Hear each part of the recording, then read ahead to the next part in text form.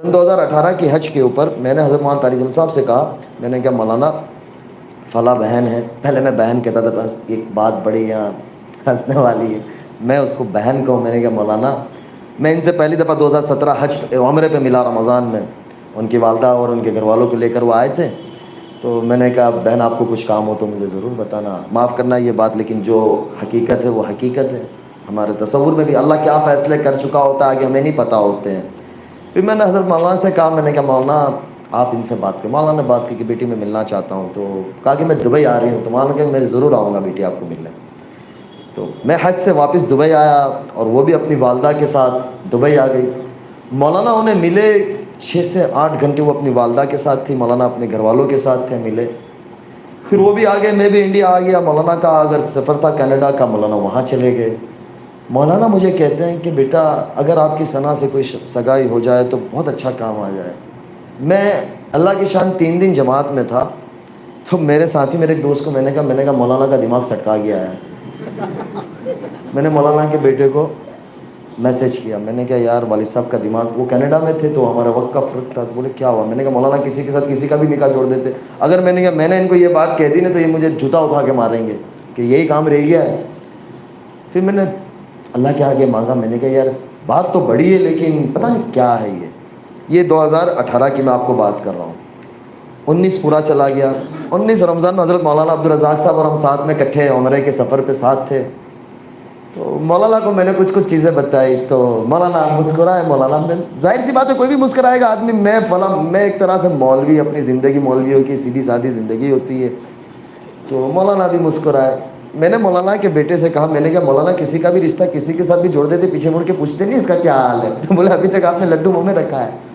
میں نے کہا یار اب لڈو ایسا پکڑا ہے کہ منہ میں تو رکھنا ہی پڑے گا. تو پھر مولانا کی طبیعت بہت خراب تھی مدینہ منورہ میں. پھر ہم لوگ انڈیا آ گئے اور اس کے بعد وہ جارڈن میں تھی، ان کی شوٹنگ چل رہی تھی. 20 میں وہ واپس آئی. پھر میں اللہ کی شان عمرے پہ مدینہ منورہ میں تھا فروری کے مہینے میں، لاک ڈاؤن سے قبل. تو ان کا میسج آیا کہ میں آپ سے بات کرنا چاہ رہی ہوں. 3-4 دفعہ میسج آئے. میں حرم میں تھا تو میں دیکھ نہیں پایا. پھر میں نے رات میں بولے میں آپ سے کچھ بات کرنا، کچھ مسائل تھے. وہ مجھے کہے کہ یہ مسائل اب مجھے سمجھ نہیں آ رہا ہے میرا کیا ہوگا. فروری کا زمانہ تھا، لاک ڈاؤن لگ گیا.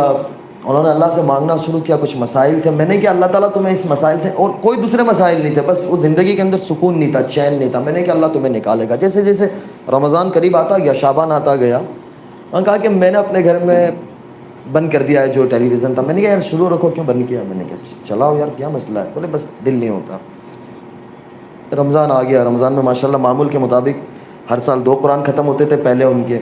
اس سال انہوں نے 3 قرآن ختم کیا. میں نے کہا بڑا اللہ مبارک کرے. رمضان کے بعد انہوں نے مولانا کو کہا کہ مجھے نکاح کرنا ہے انس سے.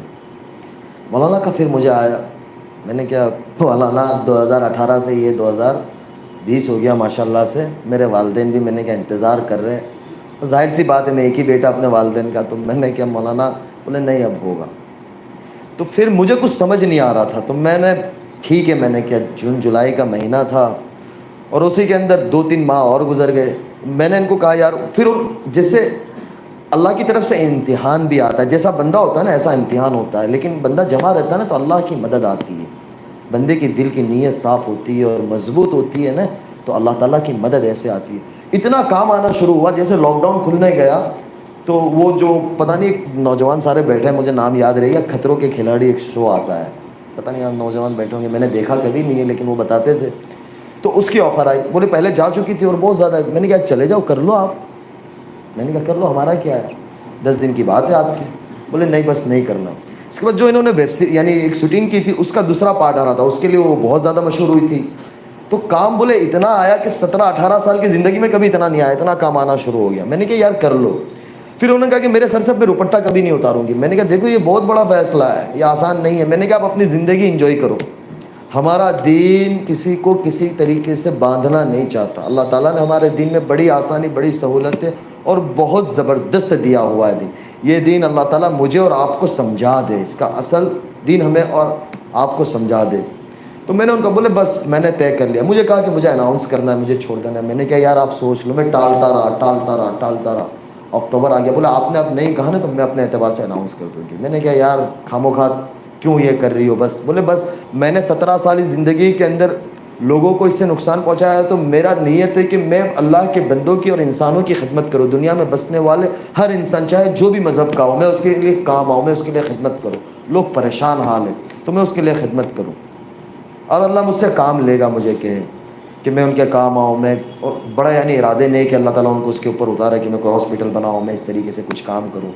میں نے کہا یار یہ بہت بڑا فیصلہ ہے۔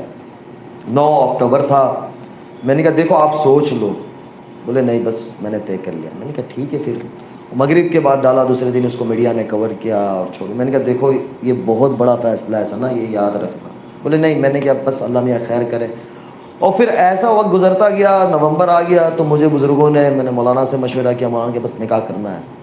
پھر بزرگوں کے مشورے سے نکاح ایسے ہوا کہ آپ یقین نہیں کرو گے، میرے بہنوی نے میرا ایک جوڑی کپڑا تیار کیا، مجھے پتہ بھی نہیں تھا میرا جمعہ کو نکاح ہے، جمعرات کو میرے پاس کپڑا نہیں تھا۔ میں نے کہا بس ہو جانا ہے، جا کے مسجد میں بیٹھ گیا۔ حضرت مولانا احمد لاڈ صاحب کا بیان مسجد میں شروع تھا، مولانا لے کے گئے، میں باتھ روم میں تھا، تیار ہو رہا تھا، یعنی وہ سچویشن میں نکاح ہوا ہے۔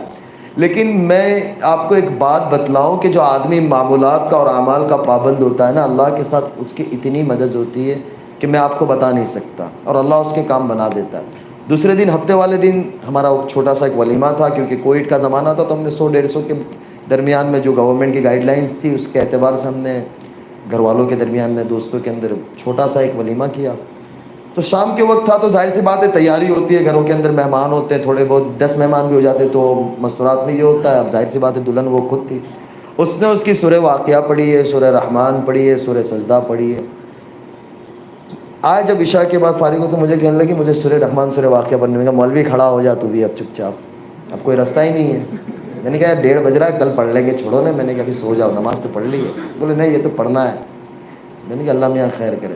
تو خلاصہ یہ نکلا کہ اللہ تعالیٰ جب دل میں ڈال دیتا ہے اور تھام لیتا ہے نا، تو اللہ پھر کام بھی ایسا لے کے آئے، لوگوں کے دلوں میں محبت ڈال دیتا ہے، عزت ڈال دیتا ہے۔ ہماری ایک بہن ہے انڈسٹری میں، ان کا نام میں نہیں لوں گا، وہ یعنی اتنی مشہور ہے اور ماشاءاللہ سے وہ یعنی ہر وقت کسی بھی طریقے سے لائٹ میں رہتی ہے۔ تو وہ ان کو میسج کرنے لگی کہ یار آپ گاڈ کی اینجل ہو، آپ میرے لیے دعا کرو کہ اللہ میرے لیے بھی اچھا کر دے، اور آپ کو دیکھ کے بڑا اچھا لگتا ہے، سکون آتا ہے۔ تو میں نے ان کو کہا کہ آپ اس سے ملو۔ تو مجھے کہتی ہے کہ ثنا پہلے مجھے ایسا لگتا تھا کہ آپ نے یہ چھوڑ دیا، آپ کی دنیا ختم ہو گئی، یعنی اب آپ کا سارا کچھ ختم ہو گیا، لیکن ایسا لگتا ہے کہ ماشاءاللہ آپ بہت اچھی دنیا میں چلی گئی ہو، اور آپ بڑی خوبصورت لگتی ہو، اور ماشاءاللہ آپ کی اللہ تعالیٰ نے نور ڈال دیا ہے، زبان میں تاثیر ڈال دی ہے، اور پھر اور کوئی بات کہہ دی ہوگی تو 4 دن کے بعد اس بات اللہ تعالیٰ نے سچ کر دی اور ان کا کام ہو گیا، تو لوگ آنا شروع ہوئے۔ تو پتہ یہ چلا کہ اللہ تعالیٰ میرے اور آپ کے اندر وہ صلاحیت رکھی ہے، لیکن اس صلاحیت کو ہم کھولیں اور اللہ کے آگے مانگے کہ اللہ میرے اور آپ سے ایسا کوئی کام لے لے کہ جو ہماری آخرت کا ذریعہ بن جاوے۔ دنیا 4 دن کی ہے، یہ کورونا کے زمانے میں سب کو پتہ چل گیا کہ یعنی کوئی بتا نہیں سکتا کہ میں اتنا وقت رہوں گا اور میں ایسا کروں گا اور میں ایسا کروں گا۔ ارادہ کرنا اور اللہ سے مانگنا ہمارے ہاتھ میں، اس کو پورا کرنا اللہ کے ہاتھ میں ہے۔